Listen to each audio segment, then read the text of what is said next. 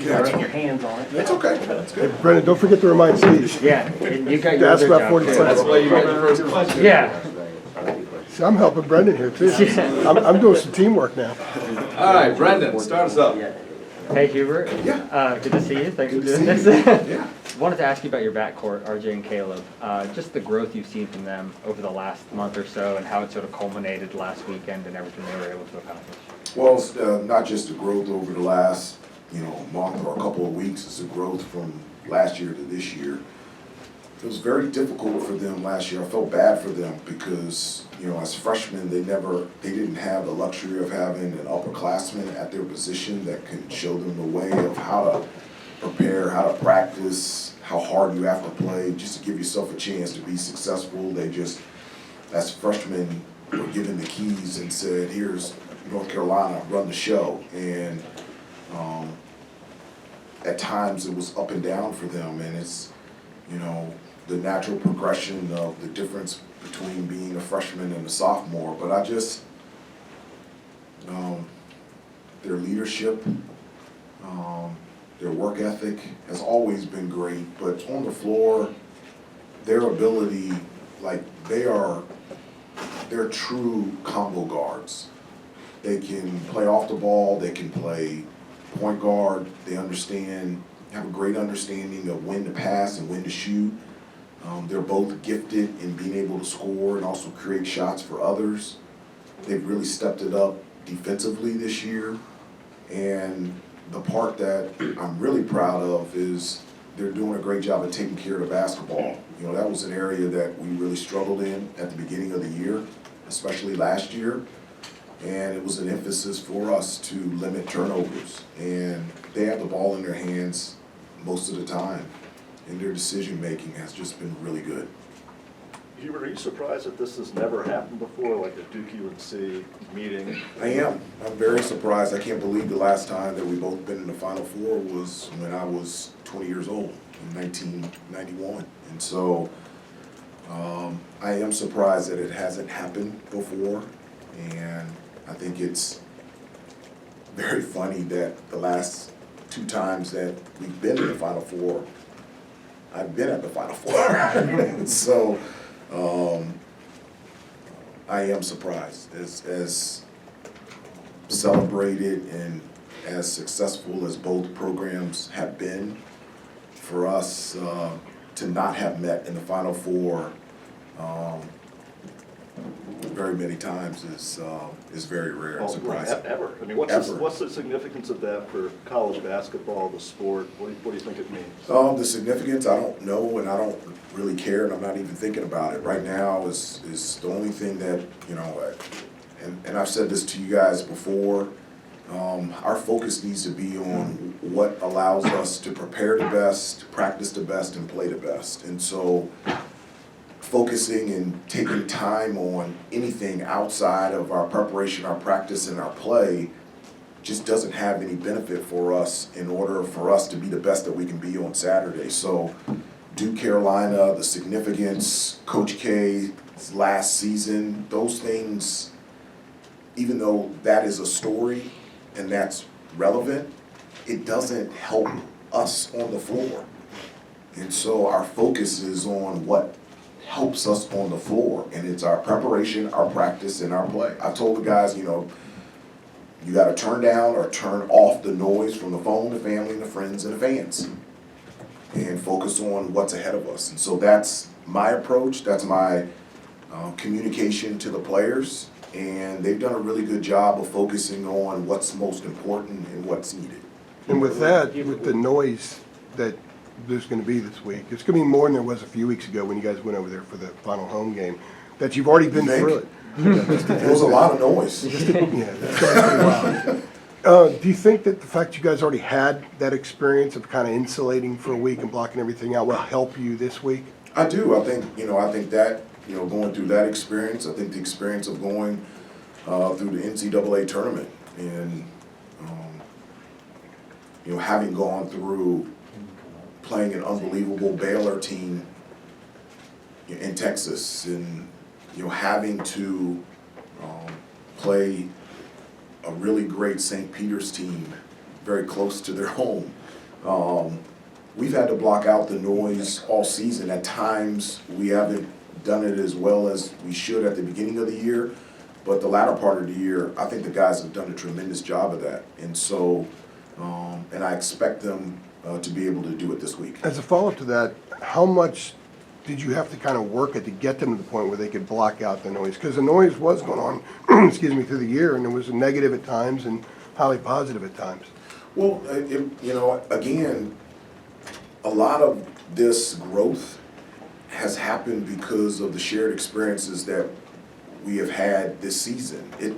This was a year of newness. It was a new head coach, new coaching staff, new players. There's been tweaks and pivots and alters in terms of how we play on both ends of the floor, and it is, you know, taking time for us to all understand each other, everybody be on the same page, and I think, you know, a month and a half, 2 months ago, I told you that, you know, the togetherness and the health of this team is at all-time best, and it's because of the shared experiences and the time that we have spent together. And so, you know, that focus and being able to block out the noise we have gotten to that place because of our experience of growing through that throughout the entire season. Hubert, how do you balance between allowing them freedom offensively, like literally running freelance, and when you feel like it's time, I need to call a play here to get us into the right position to score? Well, I really love the decision-making of our players. You know, I want them to be instinctive. I want them to use their gifts and talents out there on the floor, and I don't want them to be robots. I want them to be basketball players. I tell them that I call plays not for a play to be run. I call a play to put them in some form of organization to allow them to use their gifts and talents out there on the floor. If I call a certain play and you want to break that play because the defense is playing you in such a way that you feel like it dictates you doing something else, I love that, I encourage that, and I hope for that. And so that's what I want.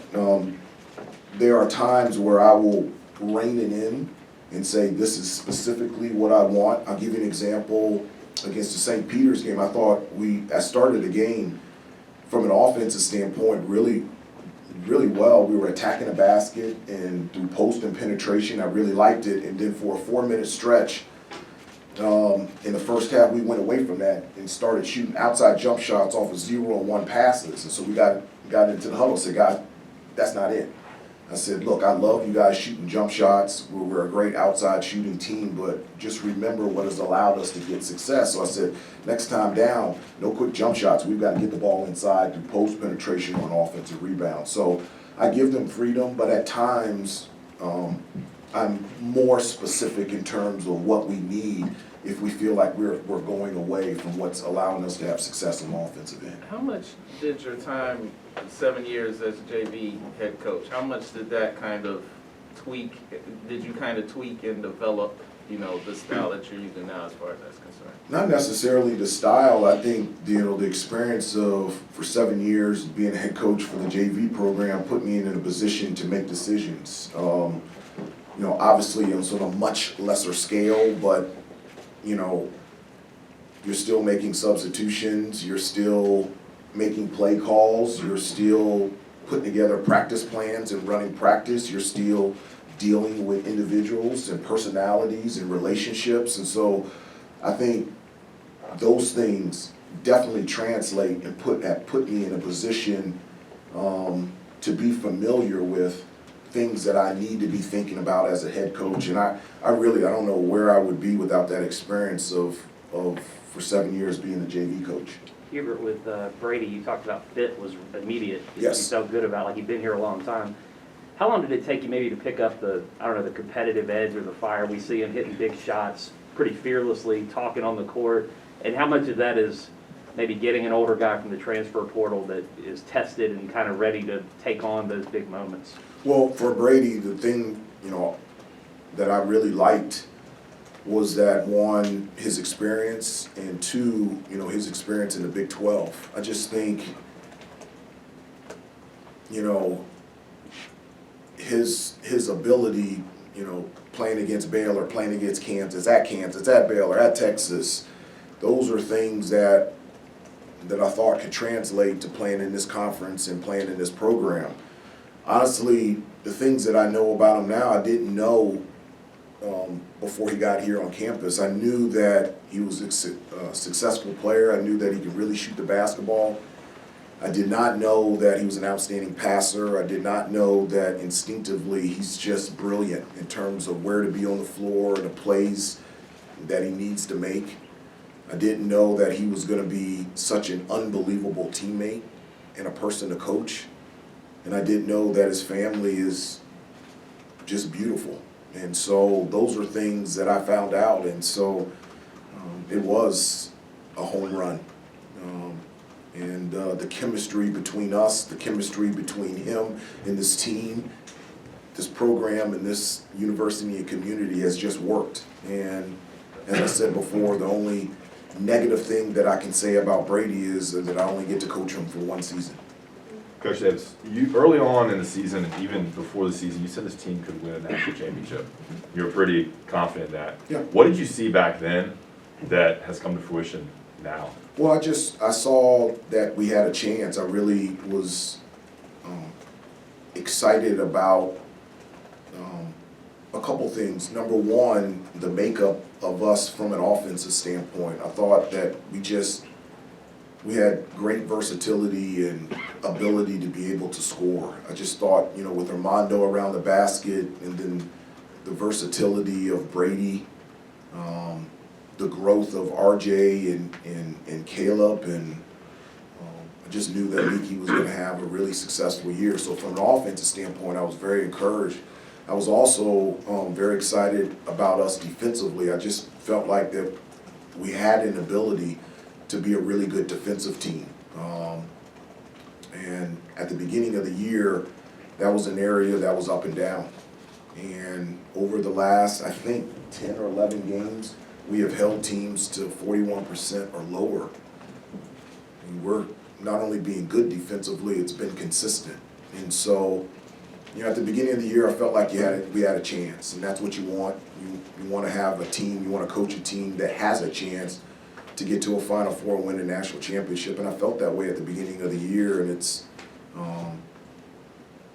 been fun to see our team continue to get better and put ourselves in a position to be able to do that. And have you spoken to Coach Williams since Sunday?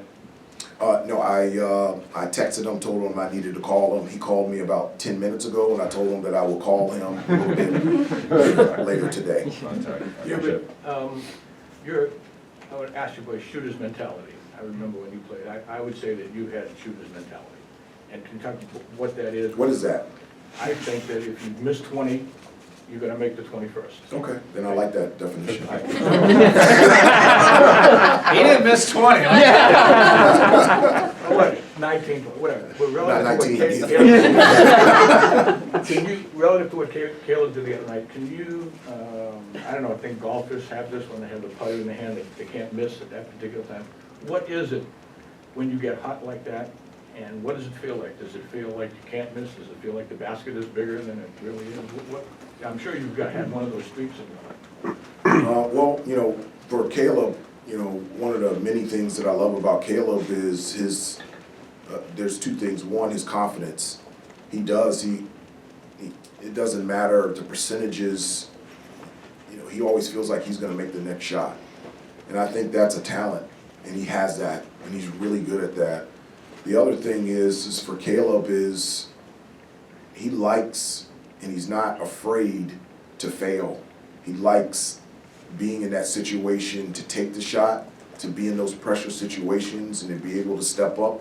I don't know where we would be without Caleb. I mean, he was struggling from the field and he hit a big three in overtime against Louisville.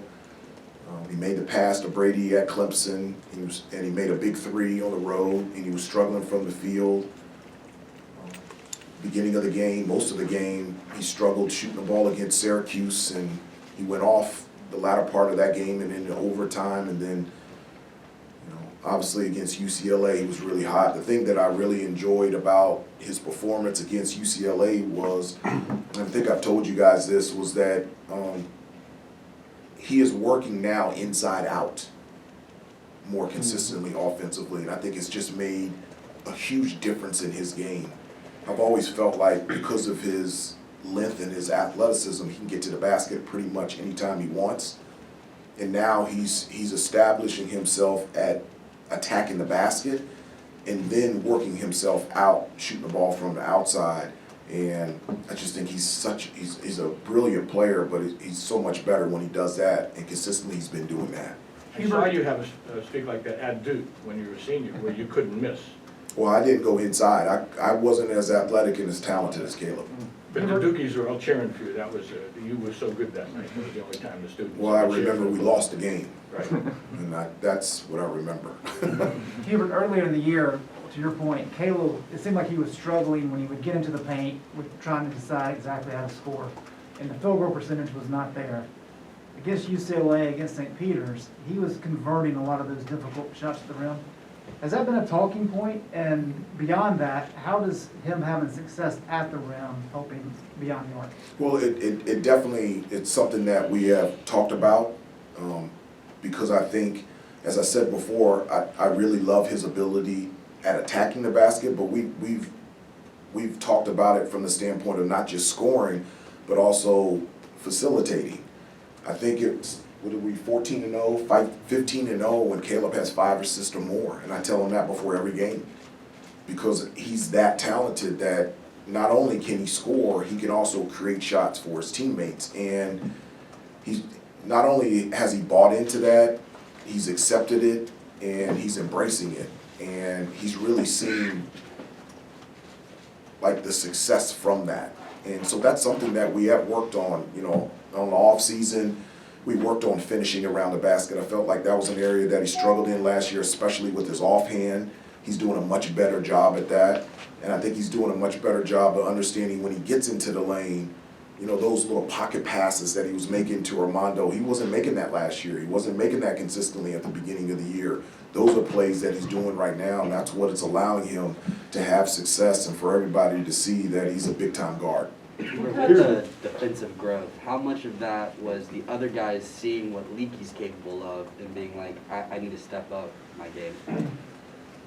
I definitely think that they have looked at Leakey and seen the benefit of what defense can do to help our team. I think the guys have understood the benefit of playing good defense and what that means for them personally in terms of playing time.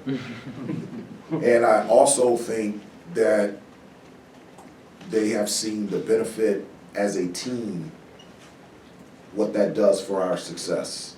I cannot remember what game it was, but you know, it was just clearly identified that when we play defense, when we rebound, and when we take care of the basketball, we don't lose a game.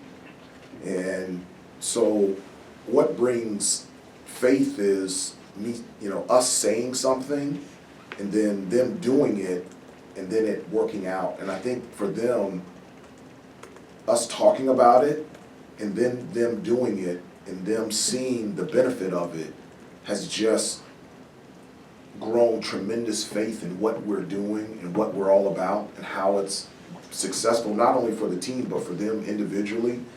And we're just in a really good spot right now. Coach, you already talked about just how big this Final Four matchup is and the pressure and even the noise, how you've addressed that with the players. But can you dive a little deeper into the conversations you're having, even on an individual level perhaps with some of your guys, you know, how you're keeping them grounded in this unprecedented environment? And maybe you can answer that for yourself too, the conversations you're having with you right now, going into such a high pressure situation. I don't have to have conversations with me. I know it's hard. It's very difficult to understand this, but you know, as big and as exciting as this game is on Saturday and being a part of the Final Four, I've been to the Final Four. I played 12 years in the NBA. And so it's a game. And so there's nothing to be nervous about. There's no anxiety. There's no conversations to be had with the players other than what's most important to us. And the most important thing to us is how we're gonna prepare this week, how we're gonna practice, and how we're gonna play. Everything else is insignificant. It just isn't. Honestly, the thing that I have talked about the most is getting all your family and friends travel arrangements done. They have a deadline at 5 p.m. today. You have to have all your ticket requests in, all your family stuff in, so that that's all done. The rest of the week, it's all about us. It's all about our preparation. And the other thing that I have expressed to them, and it's because of the joy that I feel, is that I know what they're gonna see. I know what they're going to experience. When we practice on Thursday, they go out and they see that stadium. And when we go out and practice on Friday and there's 30,000 at our practice and we're one of 4 teams in the country still practicing, those are the things that I talk about, not from a standpoint of pressure, but out of thankfulness and appreciation and joy for where you are and the hard work that you have put. And I want them to enjoy it. This is not a time of pressure and anxiety, and it's a time of joyfulness and thankfulness and peace and celebration. And so, a little bit different than what you're talking about, but those are the conversations that we're having with the team. In 91, do you remember the potential? After Andrew, like, I've got next, so go ahead, Andrew. Okay. Do you remember like the potential hype of that matchup? I know it didn't come to fruition, but you guys were both there in 91. The potential of playing Duke and That, and no, and that's no. That was not even talked about with Coach Smith. It would be a waste of time to think about the possible matchup that we could play Duke in the final in 1991. We were playing Kansas. Our focus and our attention was on Kansas, and we didn't play our best game, and Kansas won. There was no thought, no time. I don't have any memory, and I know that we spent no time thinking about the possible matchup. We were focused on Kansas and trying to win that game, and we ended up didn't win it. I have 2 questions from some out-of-town folks. Pat Forty from Sports Illustrated. Coach, how did you stay so positive with your team early in the season? Why wouldn't I stay positive? I love these kids. They're great. Like, what is there to be negative about? They're kids. And so my job is to help, encourage, love, coach, support. That's my job. And I tell them all the time that the number one and the only thing on my list is I want things to work out for you. So why would I be discouraged or be hard to be encouraged by that? I love these kids. They've given themselves, this team, this program, this university, this community, everything that they've had, and they've trusted me. It's been my first year as head coach, and they trusted me. And so, my goodness, I love these kids. And then Rod Walker from the Times-Picayune in New Orleans. Do you have any memories of the 2 national championships that Carolina won in New Orleans? In '82 you were 11, and in '93 you were a rookie in the NBA. I do. I remember missing the first half of the '82 championship because I had a Boy Scout meeting. And I wanted to get out of it. My parents wouldn't allow me because I had made a commitment. And they talked to me about the definition and the lessons on integrity and somebody that keeps their word. And I didn't understand what that meant because I wanted to watch North Carolina play, but I got to watch the second half. And then I remember I was with the New York Knicks. I was a rookie, and we were playing the Atlanta Hawks, and we were watching the final game in 1993. And it was a feeling of joy, and it was a feeling of sadness.